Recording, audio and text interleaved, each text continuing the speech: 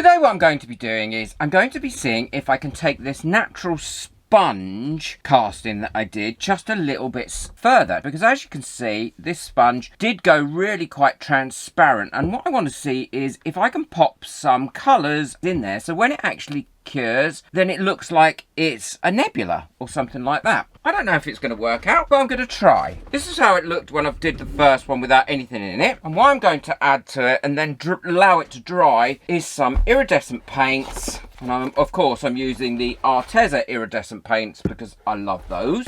And I'm going to use a lot of different, quite bright colours, I think. And what I'm going to use to put that paint into these things is one of these little micro brushes, because then I can actually push it inside here and paint inside and then let it dry up. Never know if I should shake these or not, but I am going to shake them.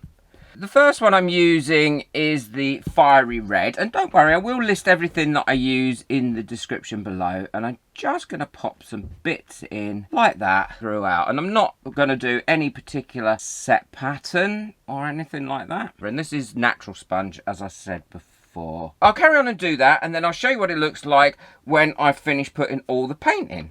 I've got my resin mixed up, and what I'm using is the Resin Colour Ultimate Casting Resin. It will be cured within about 18 hours, and it's a great casting resin because it always cures really hard, nice and clear, and without bubbles. So when you're putting your sponge in, what I found is I need to wedge it in, because if I don't wedge it in, what happens is it floats to the top or moves around. So as you can see, I hadn't got all three bits wedged in, so it's a bit like a three-piece jigsaw, which is confusing enough for me. I'll pop a bit of resin in the bottom just to ensure that there's a nice covering in the bottom. And now I'm wedging these three bits of sponge in, making sure that none of it goes over and above the edge of the mould, because I don't want it poking out, because that would get a little bit sharp. But as you can see, that's all nicely wedged in there, not going to go anywhere. And I learned from the last one that I need to pour this really, really slowly. Now, I'm not going to put this in my pressure pot. And the reason is, I'd just like to say thank you to everyone that bought me a coffee this month. And if you'd like to buy me a coffee just to help support this channel and get your name on my coffee board, the link's in the description below.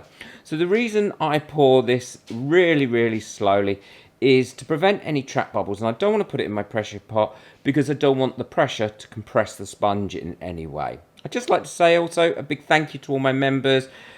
Thank you for your support and for taking part in the setting up a small business and how to set up a small business series that we're doing on the members only VIP group. So here we go, pouring it in as slow as possible. This also helps prevent adding additional bubbles to it and allows the resin to displace within the sponge to ensure that you're not getting too many other trap bubbles, which is quite important. I didn't want too many bubbles in this one if I could help it. I'm bringing it right up to the very top to ensure that I've got a really nice level once it's cured. And I have put the links to everything that I've used today in the description below, so don't worry about that. So if you need anything, then pop them in there. And now I'm just giving it a very gentle squidgy widgy and pushing down a bit that has popped up above the resin line. And it's important, I think, to give it a gentle squidgy widgy because I don't want to displace or move too many of these pieces of sponge, but I do want to squeeze out any of the air because that then gives displacement and you can top up the mould a little bit more, and also you don't have those trap bubbles. I'm really quite excited about this one and I love how it comes out, which you'll see in a minute, and I think I'll be using this technique quite a lot. I've just ordered myself some more sponge, so you will be seeing me do this with other things. Going over it as normal with a lighter, not a torch, and then I'll let it cure up for about 18 hours.